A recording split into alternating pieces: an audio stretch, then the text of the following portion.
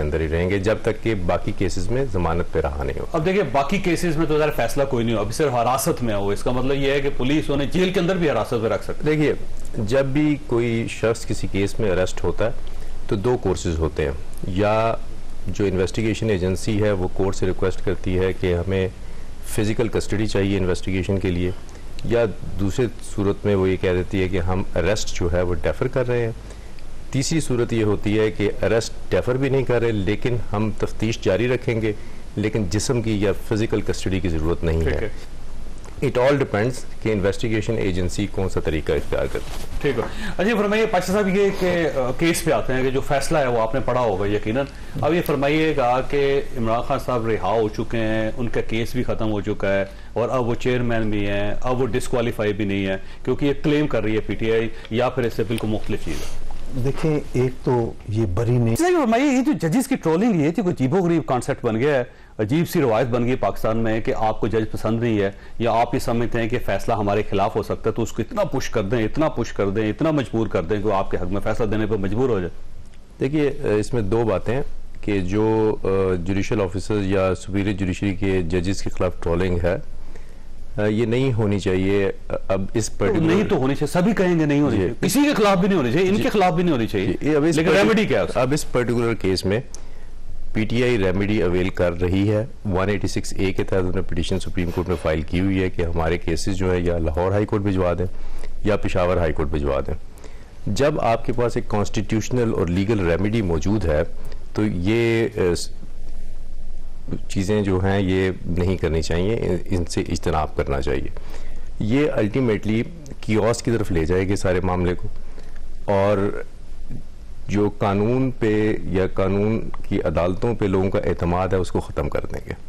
तो इससे इज्तनाब करना चाहिए, जहाँ तक हो सके सरफ नज़र करना चाहिए, और इस तरह खुलेआम मीडिया पे अपने इदारों को किसी सूरत में तनकीद का निशाना नहीं। अब देखिए वो जज जो है ना, सेशन जज हुमायूं दिलावर साहब, अब उनकी इतनी ट्रोलिंग हुई है कि वो समझते हैं कि मेरे लिए सिक्योरिटी मेरी कंप्रोमाइज होगी, यानी इस लेवल। अब ये फरमाइएगा अगर ये रिमांड बैक होता है ये केस तो कौन जज होगा जो सुनेगा इसको? देखिए, बेसिकली बायसनेस के दो कॉन्सेप्ट हैं, एक पर्सनल बायस होती है और एक लीगल बायस होती है। अब चूंकि ये ऑलरेडी एक अपना माइंड डिस्क्लोज कर चुके हैं तो अदरवाइज भी पीटीआई जा सकती थी कि हम ये जो हमारा केस है किसी और जज के पास ट्रांसफर कर दें। वो तो कहते हैं ठीक है, वो तीसरी मर्तबा उसी जज को भेज दिया। अभी तो वो ओएसटी बन गए हैं शायद, तो ऑब्वियसली किसी और के पास जाएगा। तो देखें, ये जो पर्सनल बायस की बात करते हैं ये सुप्रीम कोर्ट की बेतहाशा जजमेंट्स हैं कि वो जज ने खुद डिटर्मिन करना है कि मैं बायस हूँ या नहीं हूँ।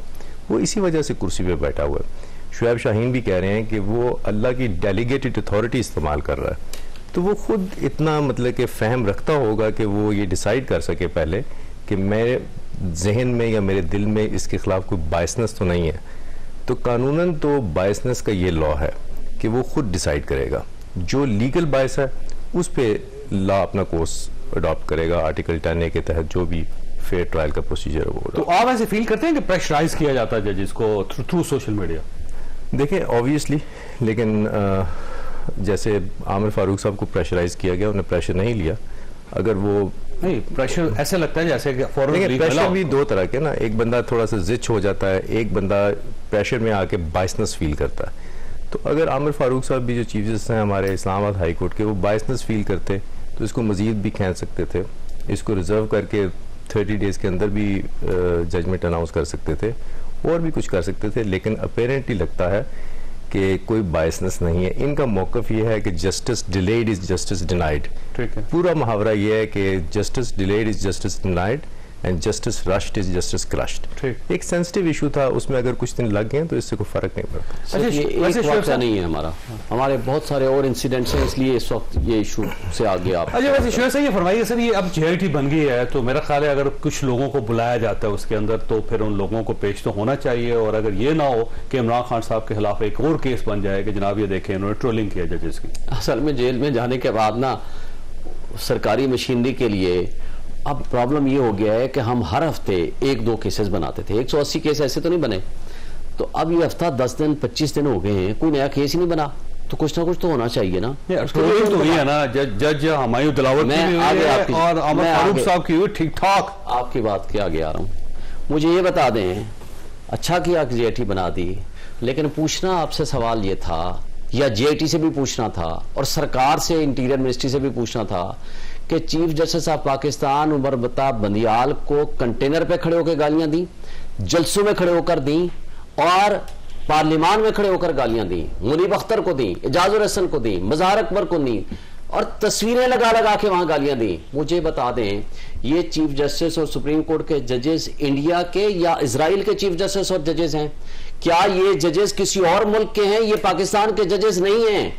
अगर आपने वाकई सुन लें सर, अगर वाकई आपने बनाना था, एतमाद की तहरीक पे फैसला किया था, तो पीटीआई के अपने वर्कर्स ने झंडे पहन के अपने गले में तस्वीरें लगा के जूते मारे थे सर। देखिए, मैं उस पर नहीं जाना चाहता, इंडिविजुअल केस की नहीं बात, मुझे मैंने नहीं देखे तो मैं कैसे मान लूं? कैसे नहीं देखे आपने? मैंने नहीं देखे। आप बड़े बोले हैं वैसे, बड़े बोले हैं, वो पूरी दुनिया ने देखा है सर। मैं उस वक्त भी जो फैसला उस पे कासिम सूरी की रूलिंग के खिलाफ किया था, आपको पता है, मैंने खुल के जजेस की तारीफ की थी और कहा यह कॉन्स्टिट्यूशन के मुताबिक यही बनता है। मैंने किया था, being president Islamabad high court bar.